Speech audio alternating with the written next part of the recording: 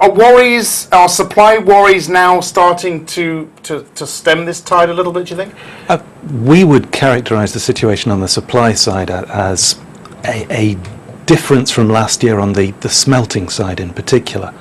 Last year we got quite a strong increase in new mine output, but there was a bottleneck in many countries on the smelting side in that wasn't feeding through into higher output of refined copper. There was a lack of scrap in China, there were outages in places like Tuticorin in India, Changa in Zambia, and closer to home you had Aurubis restructuring its smelter in Hamburg.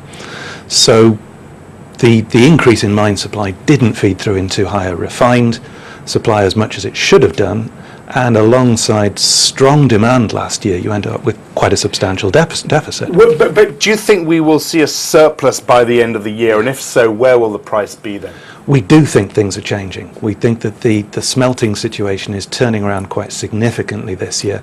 The high treatment charges and refining charges are encouraging smelters to run at full capacity. We think a lot of the outages we had last year won't be repeated this year. Already we're seeing a significant increase in Chinese refined output. September to December, that was up about 23% year on year.